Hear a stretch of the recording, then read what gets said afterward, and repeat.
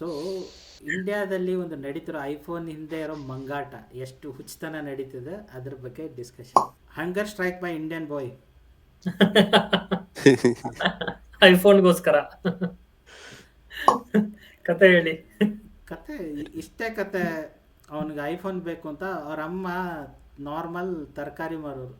North India, ಈ ಕಡೆ ಎಲ್ಲ ನಾರ್ತ್ ಇಂಡಿಯಾ ತರಕಾರಿ ಮಾರೋರು. ಆ ಹುಡುಗ ಒಂದು 16, 17, 18 ವರ್ಷದ ಹುಡುಗ ಆಯಿತಾ. ಈಗಿನ ಹುಡುಗರ ಮೆಂಟ್ಯಾಲಿಟಿ ಏನಾಗಿದೆ ಅಂದರೆ, ಅಪ್ಪ ಅಮ್ಮನಿಗೆ ಕೊಡ್ಸೋಕ್ಕಾಗುತ್ತೋ ಇಲ್ಲ ಗೊತ್ತಿಲ್ಲ, ನನ್ನ ಶೋಕಿಗೆ ಮಾತ್ರ ಬೇಕು ಆಯಿತಾ. ಸೊ ಅವ್ನು ಏನು ಮಾಡಿದ್ದಾನೆ, 3 ದಿನ ಉಪವಾಸ ಬಿದ್ದಿದ್ದಾನೆ, ನಂಗೆ ಐಫೋನ್ ಬೇಕು ಅಂತ. ಓಹೋ. ಮನೇಲಿ ಏನು ಮಾಡೋಕ್ಕಾಗತ್ತೆ. ಒಬ್ಬನೇ ಮಗ ಇತ್ತ ಅಂದರೆ ಕೆಲವು ಜನ ಮಾಡ್ತಾರೆ. ನನ್ನ ಮನೇಲಿ ಇತ್ತಂದ್ರೆ ಒಂದು ಕಪಾಳಕ್ಕೆ ಒಂದೆರಡು ಬೀಳ್ತಿತ್ತು, ನಡಿ ಸುಮ್ಮನೆ ಅಂತ. ನಿಜ ಇದು. ಅಷ್ಟೇ ಆಗ್ತಿದ್ದಿದ್ದು. ಆದರೆ ಒಬ್ಬನೇ ಮಗ ಇಂಥದ್ದೆಲ್ಲ ಶೋಕಿ ವಸ್ತು ಬೇಡಿದ್ದಾನೆ, 3 ದಿನ ಉಪವಾಸ ಬಿದ್ದಾನೆ. ಅವರು ಪಾಪ ಅನಿಸಿ ತಾವು ಉಳಿಸಿದ್ದು ಎಲ್ಲ ಸೇರಿ ಅವ್ನಿಗೆ ಐಫೋನ್ ಕೊಡಿಸಿದ್ರು ಕೊನೆಗೆ. ಅದನ್ನು ಇನ್ಸ್ಟಾಗ್ರಾಮಲ್ಲಿ ಹಾಕಿದ್ದಾರೆ. ಅದನ್ನು ನೋಡಿ ಅರ್ಧ ನನಗೆ ಬಿ ಪಿ ಇರ್ತು. ಫಸ್ಟು ಅವನೊಬ್ಬನೇ ಎಲ್ಲ ಇಂಡಿಯಾದಲ್ಲಿ ಈ ಥರ ಹುಚ್ಚರ ಥರ ಐಫೋನಿಂದ ಬೆನ್ನಂದ್ಕೊಂಡಿರೋದು. ಬಾಕಿದವ್ರಿಗೂ ಎಕ್ಸಾಂಪಲ್ ಕ್ರಿಯೇಟ್ ಮಾಡ್ದಂಗೆ ಮಾಡ್ತಿದ್ದಾನು, ಹಿಂಗೆ ಮಾಡಿ ನಿಮಗೂ ಐಫೋನ್ ಸಿಗುತ್ತೆ ಅಂತ. ಅದು ಆ ಏಜ್ ಎಲ್ಲ ಮೆಂಟಾಲಿಟಿ ಹಂಗೆ ಇರುತ್ತೆ ಬಿಡಿ. ನಾನು ಹಂಗೆ ಮಾಡಿದ್ದೆ. ಅಂದ್ರೆ ಐಫೋನ್ಗೆಲ್ಲ ಬೇರೆದಕ್ಕೆ ಅಪ್ಪ ನಾವು ಅಂದ್ರೆ ಉಪವಾಸ ಎಲ್ಲ ಇದ್ದಿರ್ಲಿಲ್ಲ, ಹಠ ಮಾಡಿ ತಗ್ಸ್ಕೊಂಡಿದ್ದೆ. ನಿಜವಾಗ್ಲೂ ಹೇಳ್ಬೇಕಂದ್ರೆ ನನಗೆ ಆ ಲೆವೆಲಿಗೆ ಧೈರ್ಯನೇ ಇರಲಿಲ್ಲ ಆ ಟೈಮಲ್ಲಿ. ಅಂದರೆ ನಮ್ಗೆ ಆ ಟೈಮಲ್ಲಿ ಒಂದು 3-4 ಸಾವಿರ ಅಥವಾ 5,000 ಮೊಬೈಲ್ ಕೇಳೋಕ್ಕೇ ಎದೆ ಗಟ್ಟಿ ಮಾಡ್ಕೊಂಡು ಹೋಗ್ತಿದ್ವಿ. ಅದು ಅವ್ರು ಬೇಡ ಅಂದರೆ ಸುಮ್ಮನೆ ಆಗ್ಬಿಡ್ತಿದ್ವಿ, ಏನೂ ಇಲ್ಲ, ಪೋಸಿ ಹಿಡಿಯೋದು ಏನೂ ಇಲ್ಲ, ಮುಗೀತಾ, ಬೇಡನ ಬೇಡ ಮುಗೀತು. ಆದರೆ ಈಗಿನ ಹುಡುಗರು ಹಠ ಬೇರೆ ಮಾಡ್ತಾರೆ, ನಾಟಕ ಬೇರೆ ಮಾಡ್ತಾರೆ. ಏನು ಈಗಿನ ಪೇರೆಂಟ್ಶಿಪ್ ಹಂಗಾಗಿದೆಯಾ ಇಲ್ಲ ಹುಡುಗರೇ ಅಷ್ಟು ಕೆಟ್ಟೋಗಿದ್ದಾರೆ ಅಂತ? ಎರಡೂ ಇದೆ ಆಕ್ಚುಲಿ. ಜನರೇಷನ್ ಇಂದ ಎರಡೂ ಪ್ರಾಬ್ಲಮ್ ಆಗ್ತಿದೆ. ನಾವು ಹಂಗರ್ ಸ್ಟ್ರೈಕ್ ಮಾಡಿದೀವಿ, ಬಟ್ ಇಂಥದಕ್ಕೆಲ್ಲ ಶೋಕಿಗ್ ಮಾಡಿಲ್ಲ. ಬಟ್ ನಾನೇನಂದ್ರೆ ಅವಾಗ ಸ್ಕೂಲ್ಗೆ ಹೋಗ್ಬೇಕಾದ್ರೆ ನಾವು 4 ಕಿಲೋಮೀಟರ್ ನಡ್ಕೊಂಡು ಹೋಗ್ಬೇಕಾಗ್ತಿತ್ತು. ಅಂದ್ರೆ ಅಲ್ಲಿವರೆಗೂ ನಮ್ಗೆ ಬಸ್ ಇರ್ಲಿಲ್ಲ. ಎವ್ರಿ ಡೇ 4 ಕಿಲೋಮೀಟರ್ ನಡ್ಕೊಂಡು ಹೋಗ್ಬೇಕು. ಒಂದಲ್ಲ ಯಾವಾಗಾದ್ರೂ ಅಪ್ಪ ಯಾರು ಫ್ರೀ ಇದ್ರೆ ಬೈಕಲ್ಲಿ ಹೋಗಿ ಬಿಟ್ಬಿಟ್ಟು ಬರೋರು. ಸೊ ಅಲ್ಲಿಂದ ಬಸ್ ಹತ್ಕೊಂಡು ಹೋಗ್ಬೇಕು. ಡೈಲಿ ನಡಿಬೇಕಲ್ವಾ. ಇವಾಗ ಹೋಗುವಾಗಂತ ಬಿಟ್ಟು ಬರೋವಾಗ ಮತ್ತೆ ಸ್ಕೂಲ್ ಬಿಟ್ಟ ಮೇಲೆ ಮತ್ತೆ ನಡ್ಕೊಂಡೇ ಬರ್ಬೇಕು. ಫೋನ್ ಇಲ್ಲ, ಏನಿಲ್ಲ, ಬಂದಿದೀವಿ ಅಂತ ಹೇಳಕ್ಕೆ ನಡ್ಕೊಂಡ್ ಬರ್ತಿದ್ವಿ. ಏನ್ ಮಾಡಿದೆ, ಹಿಂಗೆ ಆದ್ರೆ ಆಗಲ್ಲ, ನಾನು ನಮ್ ತಮ್ಮ ಸೈಕಲ್ ಮೇಲೆ ಹೋಗ್ತೀವಿ, ಸೈಕಲ್ ಕೊಡ್ಸಿ ಅಂತ ಕೇಳಿದೆ. ನಾನೇನು ಯಾವ ತರ ನಡ್ಕೊಂಡು ಹೋಗ್ತೀವಿ ಸೈಕಲ್.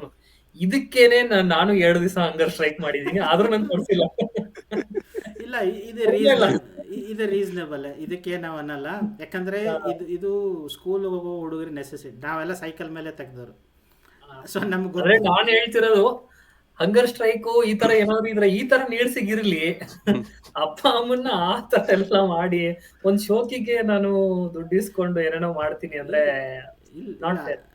ಐಫೋನ್ಗಿಂತವೆಲ್ಲ ಬೇಜಾನಾಗಿದ್ದಾವೆ. ನಾನು ನೋಡು, ಶ್ರೀಮಂತರ ಮನೆಯಲ್ಲಿ ಹಠ ಮಾಡಿದರೆ ಹೋಗ್ಲಿ ಬಿಡು ಅನ್ಬೋದು ಆಯಿತಾ. ಕೆಪಬಿಲಿಟಿ ಇದೆಯಾ, ಕೊಡಿಸ್ಬೋದಾ, ಕೊಡಿಸ್ಲಿ. ಈಗ ಎಕ್ಸಾಂಪಲ್ ಬಂದಿದ್ದು ಒಬ್ಬ ತರಕಾರಿ ಮಾರೋರಪ್ಪ ಆಯಿತಾ.